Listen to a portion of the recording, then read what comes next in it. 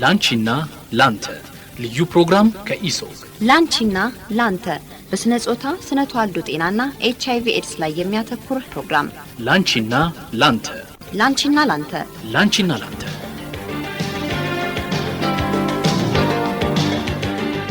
ጤና ይስጥልን የላንቺና ላንተ የዩቲዩብ ተከታታዮቻችን ከማህፀንና ጽንስ ስፔሻሊስት ሐኪሟ ዶክተር ሀረገወይን ሙሴ ጋር አሁን ብዙ እየተባለላቸው ስላሉና በእርግዝና ወቅት ሊወሰዱ ስለሚገባቸው የመድኃኒት አይነቶች አንስተን እየተወያየን ነበር።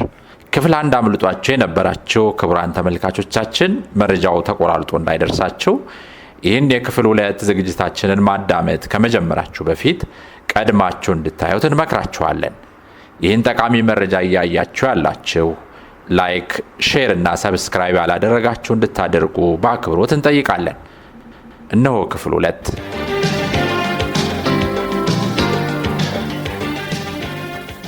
ላንቺና ላንተ ልዩ ፕሮግራም ከኢሶግ ላንቺና ላንተ በስነ ጾታ ስነ ተዋልዶ ጤናና ኤችአይቪ ኤድስ ላይ የሚያተኩር ፕሮግራም ላንቺና ላንተ ላንቺና ላንተ ላንቺና ላንተ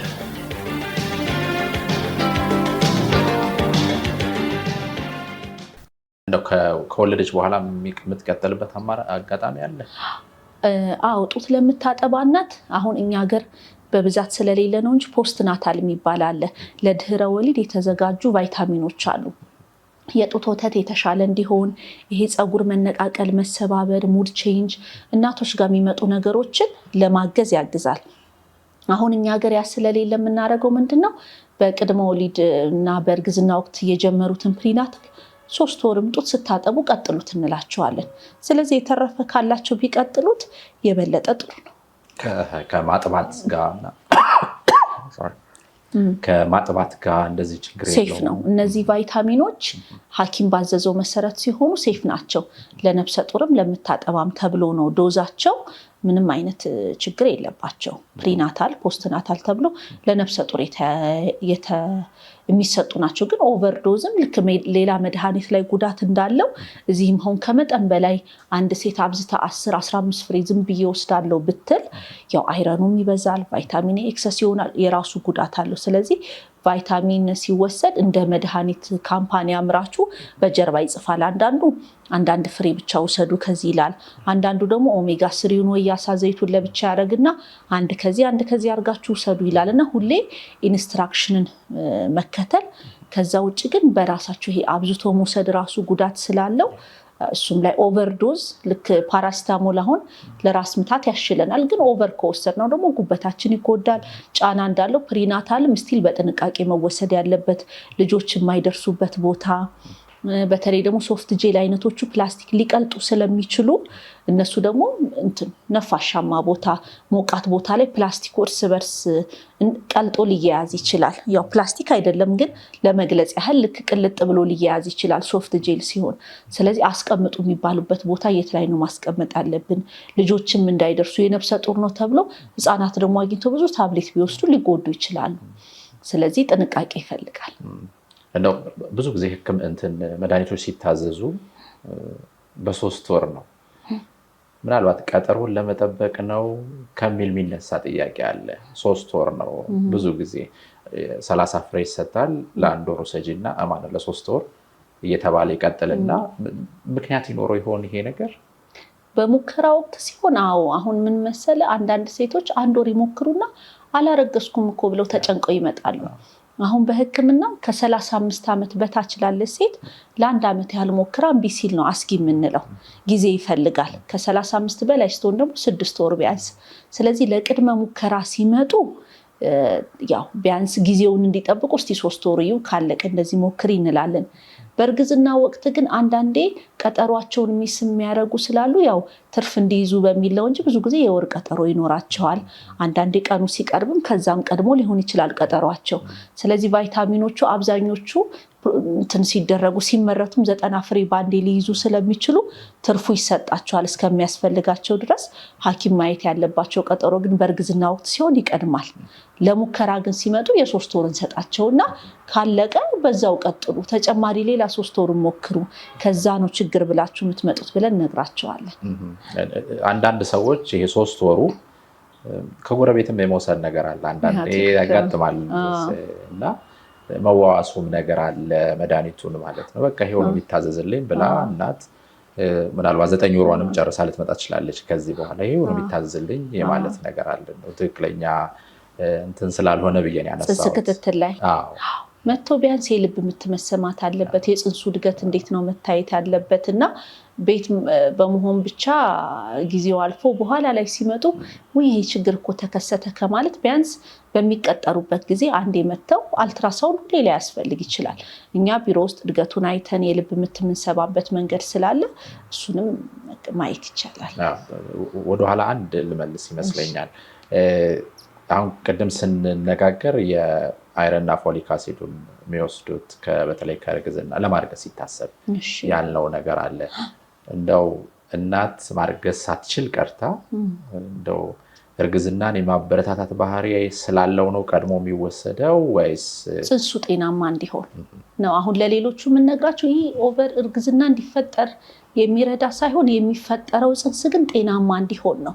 ስለዚህ አሁን ለምሳሌ አመት ተሞክሮን ቢካል ያኔ ጊዜ ገደብ ካለፈ ግን የእንቁላል መጠን እንዴት ነው የወንድ የዘር ፍሬ ምርመራ ተደርጎ ምክንያቱ ተለይቶ እንቁላል እንዲወጣ ተብሎ የሚሰጡ ሌሎች አጋዥ መድኃኒቶች አሉ።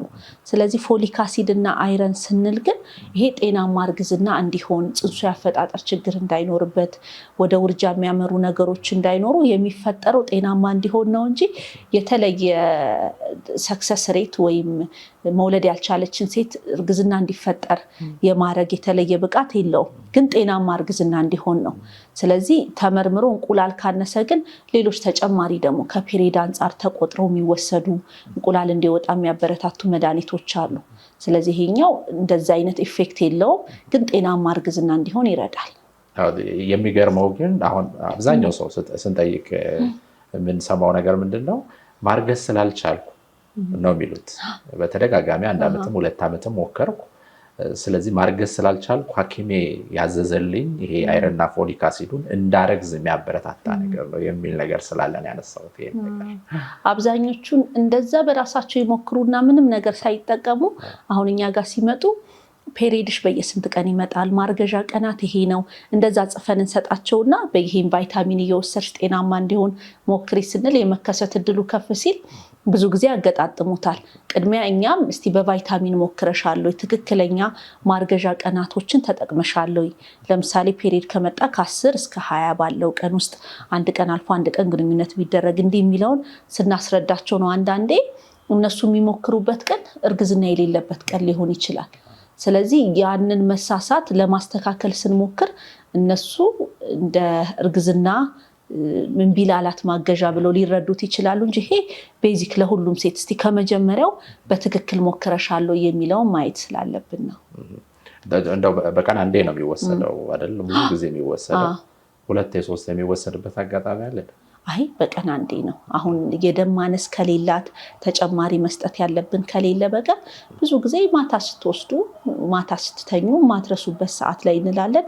አንዳንድ ሰው ላይ ግን ጨጓራ የሚያስቸግረው ካለ ማታ ወስደው ሲተኙ ቃር እንደዛ ሊያስቸግር ይችላል። እንደዛ ከሆነ ሰዓቱ ችግር የለውም። እነሱ በሚያስታውሱት ጠዋትም ምሳ ሰዓትም ማታም ሊሆን ይችላል። ማታ የምንለው ብዙ ሰው አልጋው አጠገብ አድርጎ ስለማይረሳው ነው። ስለዚህ አሁን ለአጠቃላይ በሚለው ለማህበረሰባችን በሚለው በቀን አንዴ በሚለው ነው። በሱ ነው የምንወስደው 2 3 የተለየ ደም ማነስ ምን ከሌለ በቀር በቀን አንዴ በቂ ነው። ሰዓቱ ግን ችግር የለም። አንዳንዴ ማታ ብቻ የሚወሰድ መስሏቸው ማታ ረሳው እንደዛ ይላሉና ቀንም ቢሆን ምንም ሰዓቱ ያን ያህል ኢፌክት የለውም። ዛሬ ብትረሳ ነገም የመውሰድ ቫይታሚን ስለሆነ ረሳው ብለው ዲስከሬጅድ ሆነው ከሚተውት ካስታወሱበት ቀን ጨምሮ መቀጠል። እንደው አትውሰዱ የሚባሉ እናቶች ይኖራሉ በተለየ ሁኔታ? አንዳንዴ የተለየ ለምሳሌ ከዚህ በፊት ደም የመርጋት ችግር፣ የጉበት ችግር፣ የሆነ የጤና ችግር፣ ኩላሊት ላይ ዳያሊሲስ ላይ እንደዚያ ያሉ ከሆኑ ምን ያህል ነው ሰውነት የማጣራት አቅሙ፣ በዛ ላይ ደግሞ ሌላ ተጓዳኝ ምን የጤና ችግር አለ ተብሎ የመከልከል እድል በጣም አናሳ ነው።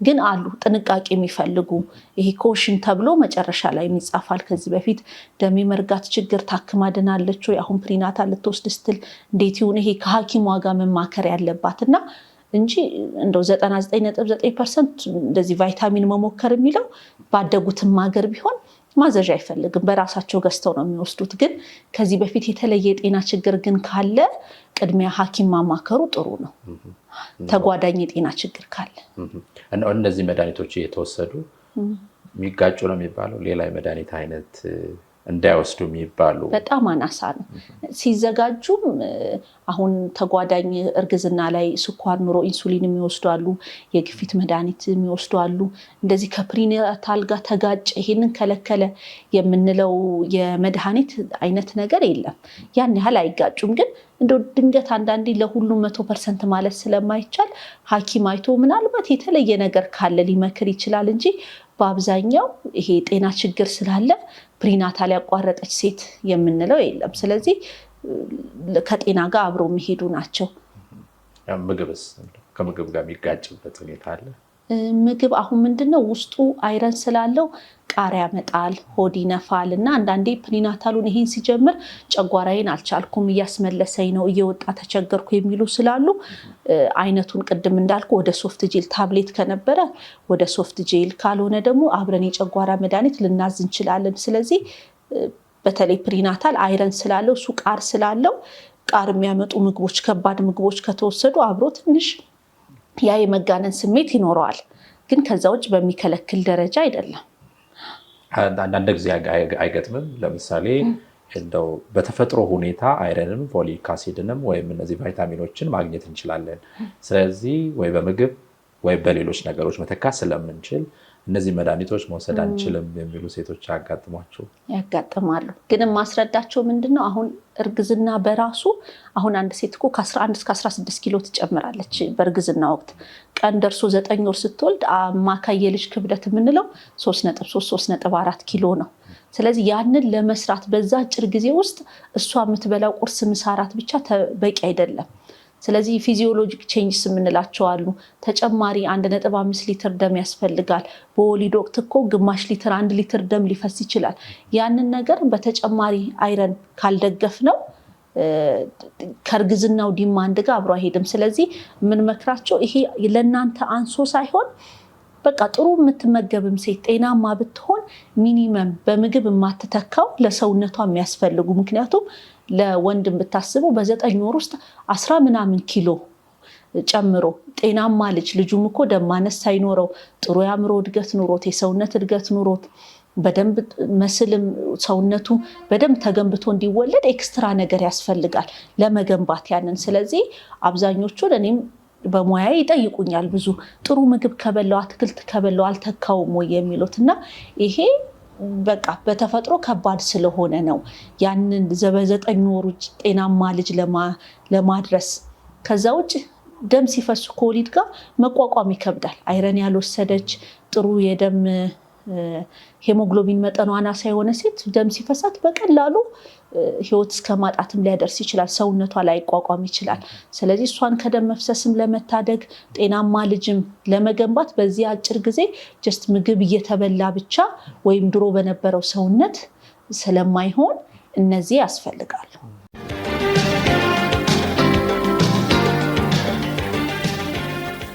ላንቺና ላንተ ልዩ ፕሮግራም ከኢሶግ ላንቺና ላንተ በስነ ጾታ ስነ ተዋልዶ ጤናና HIV ኤድስ ላይ የሚያተኩር ፕሮግራም ላንቺና ላንተ ላንቺና ላንተ ላንቺና ላንተ